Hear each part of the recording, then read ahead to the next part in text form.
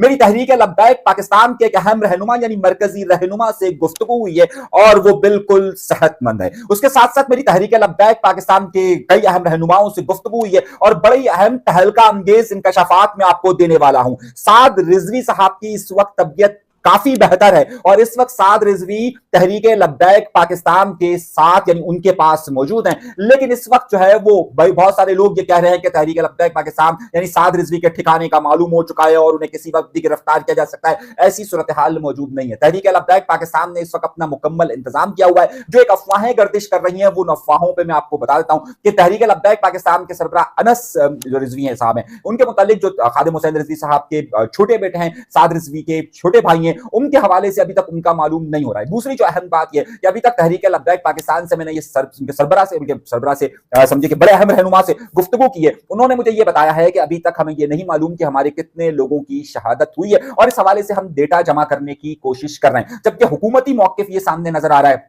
एक एसएचओ को बहुत सारी गोलियां मारी है, लेकिन अभी तक उस हवाले से भी कोई एसएचओ की हलाकत का तो वाकया रोनुमा हुआ है, लेकिन उनके हवाले से जो वाकया रोनुमा हुआ उसकी तफसीलात अब तक सामने नहीं आ रही है। तो मैं आपको ये ब्रेकिंग न्यूज के तौर पर इस वक्त दे रहा हूं कि अभी जब मैं प्रोग्राम रिकॉर्ड करवा रहा हूं तब तक साद हुसैन रिजवी साहब बिल्कुल ठीक और अपने लोगों के साथ मौजूद हैं। ताहाल उनकी तबीयत जरा सी नासाज है। अब वो जो सूरत हाल सामने आएगी उस हवाले से मतलब वैसे ओवरऑल बेहतर है, लेकिन इस वक्त कोई खतरे की बात उनके हवाले से, उनकी जान के खतरे के हवाले से इस वक्त कोई ऐसी बात मौजूद नहीं है। ये मैं आपको ब्रेकिंग न्यूज दे रहा हूं तहरीक लब्बैक के एक अहम रहनुमा से गुफ्तगू के बाद। ये ब्रेकिंग न्यूज है। अगली खबर की तरफ चलते हैं और अहम नुक्ते की तरफ मैं बता रहा हूं आपको। एक हमारे बहुत अच्छे दोस्त हैं और उनका नाम वैसे तो अरसलान नाम है। आपको याद होगा इन्हें लापता किया गया था और ये मशहूर हैं सोशल मीडिया पर AK-47 के हवाले से। आपको याद होगा AK-47 जाहिर है एक बहुत बड़ा सोशल मीडिया के हवाले से नाम है, अरसलान कहा जाता है। इन्हें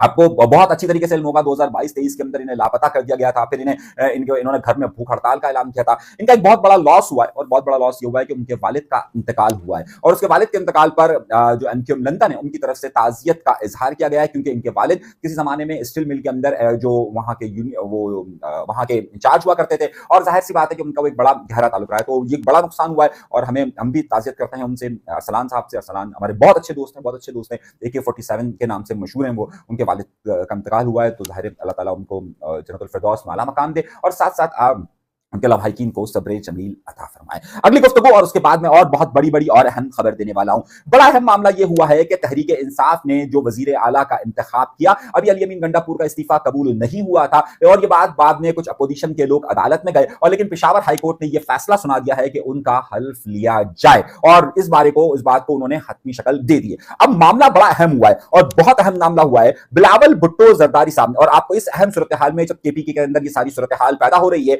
KPK के जो गवर्नर हैं फैसल करीम खुंडी साहब, आपको मालूम होगा कि फैसल करीम खुंडी साहब का ताल्लुक पाकिस्तान पीपल्स पार्टी से और वो इस वक्त KPK के गवर्नर हैं। लेकिन इस सारी बदलती हुई सूरत हाल के अंदर और बदलते हुए अंदाज के अंदर, बदलते हुए सियासी माहौल के अंदर, बदलती हुई सरहदों के अंदर आपको ये सुनकर हैरत होगी, आपको ये देखकर हैरत होगी कि फैसल करीम खुंडी साहब कराची के अंदर मौजूद है।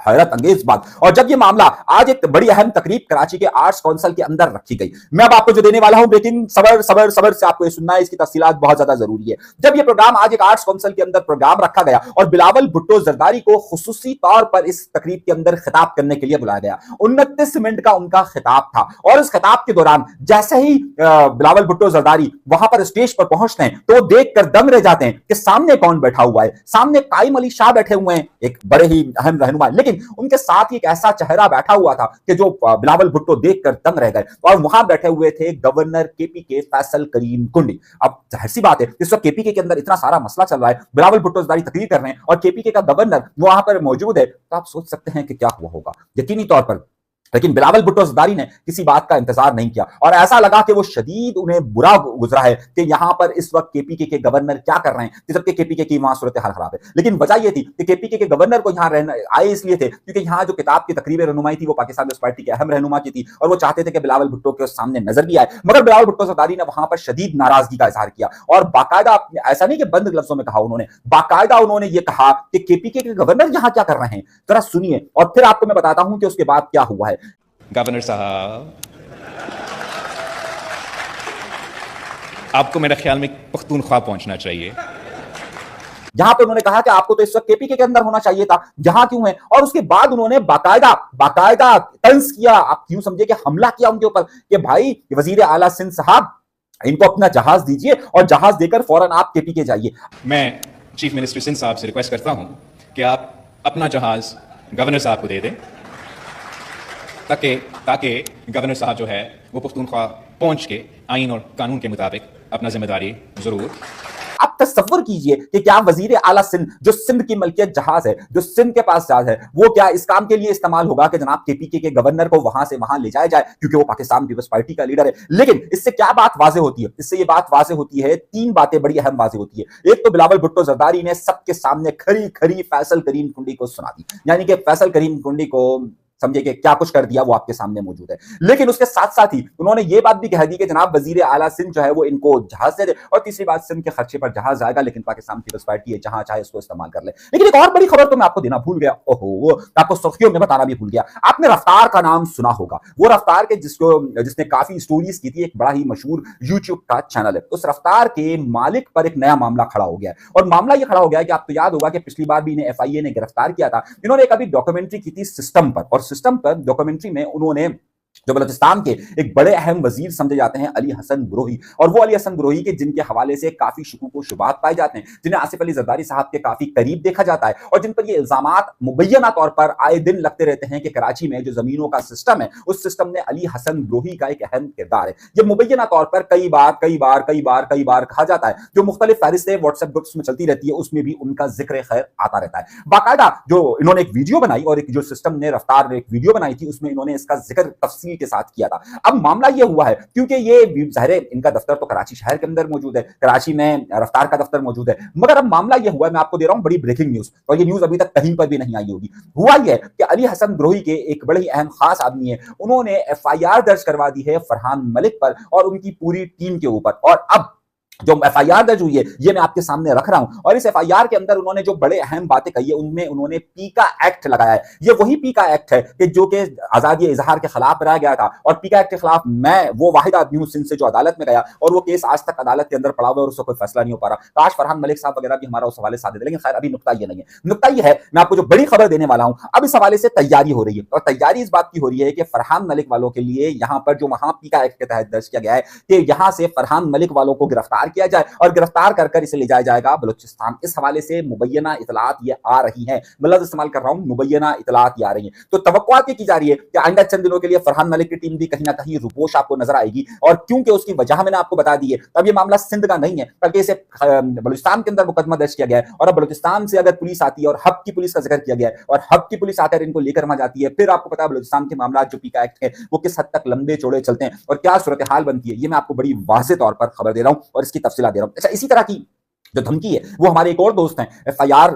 करते हैं फहीम सिद्दीकी साहब, उन्होंने भी एक सिस्टम पर बड़ी कड़ी तनकीद की थी, और उन्होंने बाकायदा एक पूरी तहकीकाती रिपोर्ट सामने रखी थी। उनके ऊपर भी उन्हें भी मुख्तलिफ जगहों से धमकियां मिल रही हैं, ये कि जनाब हम आपके खिलाफ पीका एक्ट के खिलाफ के तहत जो है वो मुकदमा दर्ज कर देंगे। तो ये मैं आपको एक और बड़ी ब्रेकिंग न्यूज इस हवाले से दे रहा हूं कि ये सारी सूरत हाल हुई है, और इस हवाले से बहुत सारे मामला सामने आए। अच्छा, बहरहाल इस सारी सिस्टम ने वो गुफ्तगू मेरी वहीं पर रह गई कि जो बात थी। अब मामला ये हुआ है कि अदालत ने ये फैसला कर दिया है, KPK की अदालत ने, कि जनाब इनका हल्फ लिया जाए, यानी कि सोहेल आफरीदी के जो कि अपने आपको अपने कायद का तर्जुमान और कायद का सबसे ज्यादा वफादार करार दे रहे हैं, उनकी तरफ से ये बात उनकी तरफ से उनको आप हल्फ लेने के लिए कहा गया, और कहा गया कि बुध के रोज अपने प्रोग्राम रिकॉर्ड कर रहा हूं, मंगल का दिन है और इस वक्त KPK के गवर्नर यहां पर मौजूद है, बुध के रोज वहां पर जाएंगे। तो मेरे एक दोस्त ने, एक हमारे बड़े करीबी दोस्त है, उन्होंने पाकिस्तान पीपल्स पार्टी को यह मशवरा दिया कि आप भाईजान के नक्शे कदम पे चलें। अब मतलब भाईजान के नक्शे कदम पर यानी कि कामरान टेसोरी साहब के नक्शे कदम पर चलें।